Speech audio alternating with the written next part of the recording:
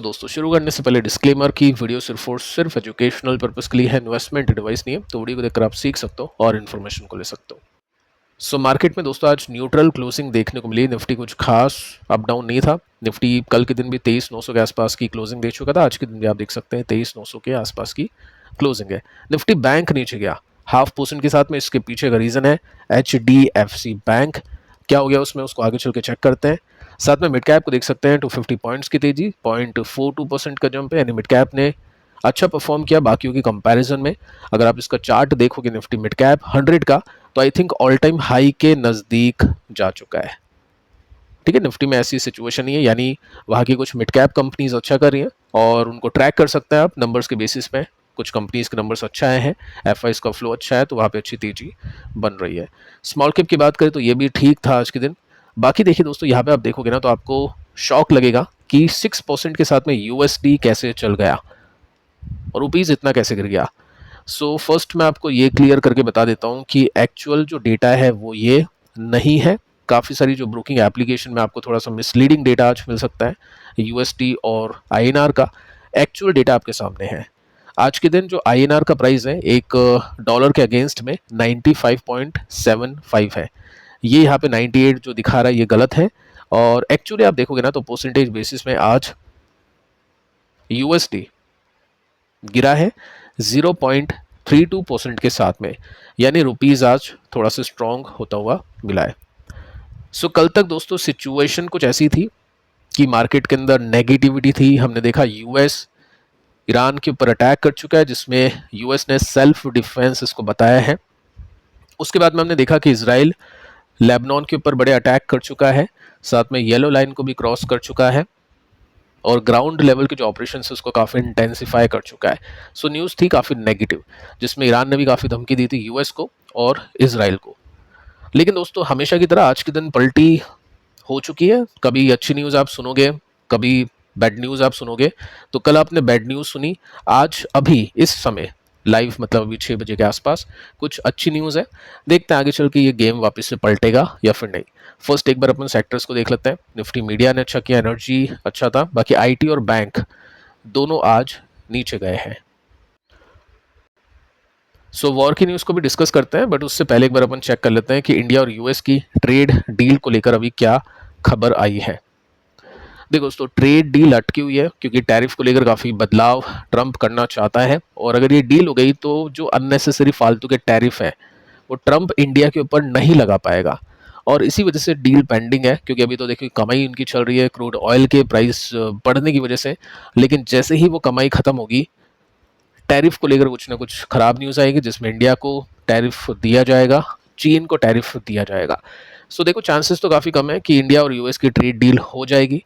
बाकी अगर हो गई तो वेल एंड गुड, बहुत अच्छी बात है। लेकिन डील होने के बाद भी आपको ये नहीं समझना है कि गेम पूरी तरह से इंडिया के हाथ में आ चुका है या न्यूट्रल है। डील होने के बाद भी ट्रंप टैरिफ लगा सकता है, तो उसको लेकर भी थोड़ा सा ध्यान देना पड़ेगा। सो देखिए दोस्तों, यहाँ पे ऑफिशियल न्यूज़ आती है जिसमें आप देख सकते हैं कि इंडिया ने कंफर्म किया है कि यूएस के जो भी नेगोशिएटर है, जो पर्सन है, वो विजिट करेंगे ट्रेड अग्रीमेंट करने के लिए या उसकी बातचीत करने के लिए 1 जून से लेकर 4 जून को दिल्ली के अंदर। ठीक है, सो लेट्स सी कि क्या होता है। 4 दिन की टॉक है, इसमें चीज़ें सही जाती या नहीं जाती। अभी तक तो बातचीत से कुछ निकल रहा नहीं है, चाहे वो वॉर हो या फिर वो ट्रेड डील हो। साथ में देखिए दोस्तों, न्यूज़ ये भी आ रही है कि अब फाइनल है, जितना भी हो सकता है कोशिश की जाएगी, 100% कोशिश ये होगी कि डील साइन कर दे, अग्रीमेंट साइन हो जाए। क्योंकि इंडिया और यूएस का ही अग्रीमेंट हुआ नहीं है, इंडिया जापान का, इंडिया बाकी और कंट्रीज़ का एफटीए एग्रीमेंट हो चुके हैं, यहाँ तक कि न्यूजीलैंड के साथ भी हो चुका है, बट इंडिया और यूएस का अभी तक ट्रेड डील का अग्रीमेंट पास नहीं हुआ है। सो एक ये खबर है जो अपने को चेक करनी है 1 से लेकर 4 जून के बीच में। अब दोस्तों आते हैं यूएस और ईरान। ये अभी के समय काफ़ी इंपॉर्टेंट मुद्दा है, और इसको लेकर जैसे भी न्यूज़ आती है वैसे मार्केट रिएक्शन दे देता है। और ये अगर फाइनलाइज हो गया, इसके अंदर रोक लग गई, वॉर ख़त्म हो गई, तो डेफिनेटली मार्केट को अच्छी तेज़ी मिल सकती है, अगर आगे ट्रंप कुछ खराब नहीं करे तो, जिसके चांसेस काफ़ी कम है। चलो कोई बात नहीं, लेट्स सी कि देखते हैं क्या कुछ अपडेट है, चेक कर लेते हैं क्या सिचुएशन है।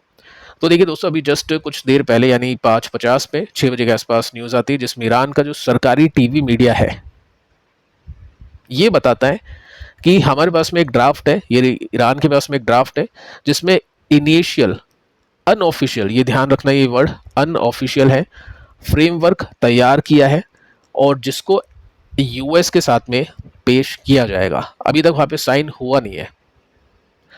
अब अच्छी बात यह है कि इस अग्रीमेंट के अंदर ईरान प्रॉमिस करता है, ईरान वादा करता है कि ईरान रिस्टोर कर देगा कमर्शियल ट्रांजिट शिप्स, यानी आसान भाषा में बोले तो हॉर्मुज प्री वॉर लेवल पर आ जाएगा, यानी नॉर्मल हो जाएगा 1 महीने के अंदर। So it is a good news.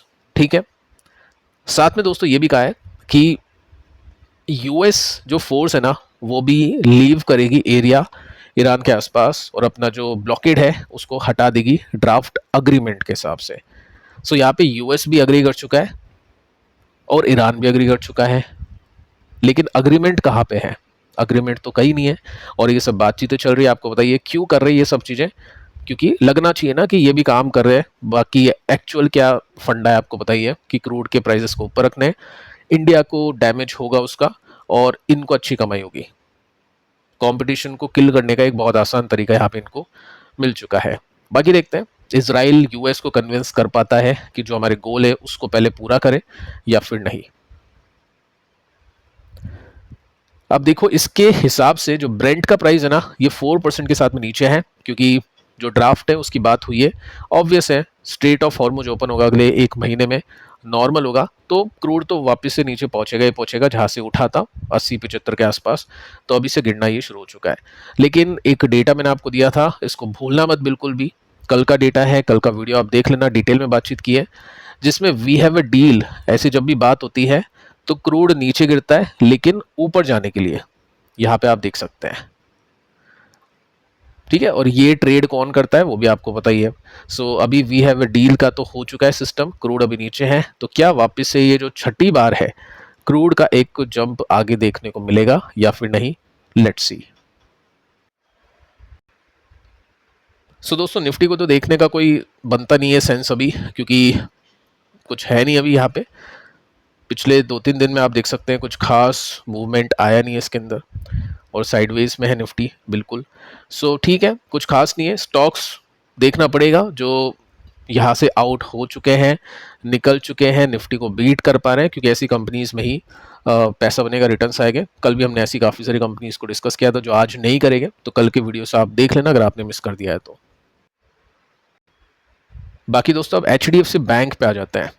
देखिए HDFC बैंक 3% नीचे, मतलब वैसे ही इन्वेस्टर परेशान है यहाँ पे, लॉसेस काफ़ी बढ़ते जा रहे हैं। पिछले 5 साल के रिटर्न्स नेगेटिव हो चुके हैं, स्टॉक ने कोई रिटर्न दिया नहीं है।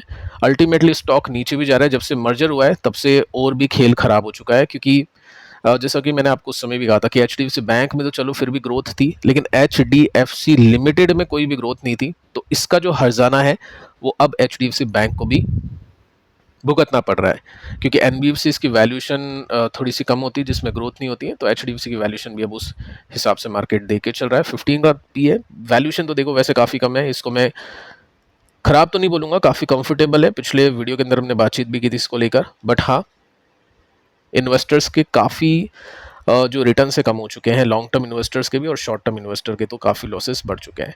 देखो यहाँ से भी स्टॉक अभी नीचे गया, 3% हो सकता है और गिरे, क्योंकि न्यूज़ ही काफ़ी ख़राब है। न्यूज़ दोस्तों एलिगेशन की है, इंडियन एक्सप्रेस का एक एलिगेशन हम बोल सकते हैं, एक आरोप बोल सकते हैं, जिसमें यहाँ पे लिखा हुआ है कि यूज़ किया है हिडन मार्केटिंग एक्सपेंसेस को पे मोर, यानी ज़्यादा पे करने के लिए, जो कि इंटरेस्ट होगा टू ए स्टेट कंपनी। इसका आसान मतलब मैं आपको समझा देता हूँ। होता क्या है कि जब भी बैंक को इंटरेस्ट पे करना होता है, सो एक कंपनी है, 2 कंपनी है, 3 कंपनी है, तो HDFC बैंक क्या करेगा, इनको बराबर इंटरेस्ट पे करेगा जो भी पैसा उठाया उसका। लेकिन अब यहाँ पे आरोप ये है कि एक ऐसी कंपनी है, मान लो A कंपनी है जो सरकारी कंपनी है, ठीक है, HDFC बैंक ने यहाँ पे इंटरेस्ट ज़्यादा पे कर दिया है बाकियों की कंपैरिजन में, जो कि इलीगल है।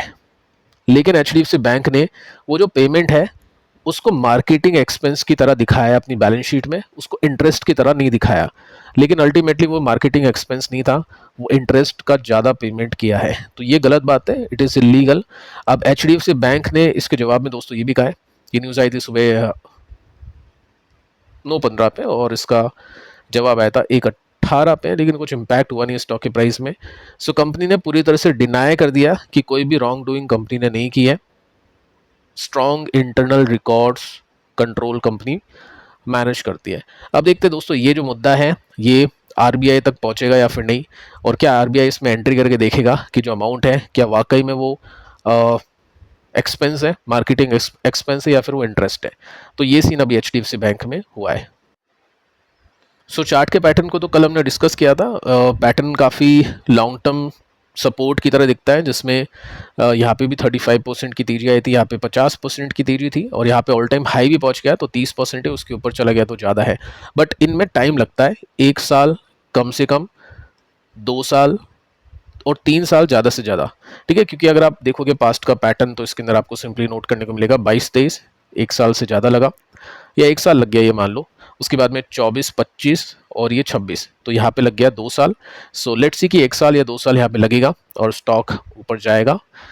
बाकी पॉइंट ये है कि कितना टाइम लगेगा, क्योंकि वैल्यूएशन तो काफ़ी कंफर्टेबल हो चुकी है। FIs की अगर सेलिंग बंद होती है और FIs की बाइंग आती है तो बहुत ही जल्दी तेजी बन सकती है। देखते हैं फिलहाल आगे क्या होता है, RBI इसमें एंट्री करता है या फिर नहीं। सो फिलहाल दोस्तों इस वीडियो में इतना ही। कल के तीनों वीडियोस आप देख लेना, काफ़ी इंपॉर्टेंट स्टॉक्स हमने यहाँ पे डिस्कस किए। मिलते हैं नेक्स्ट वीडियो में, तब तक के लिए बाय बाय।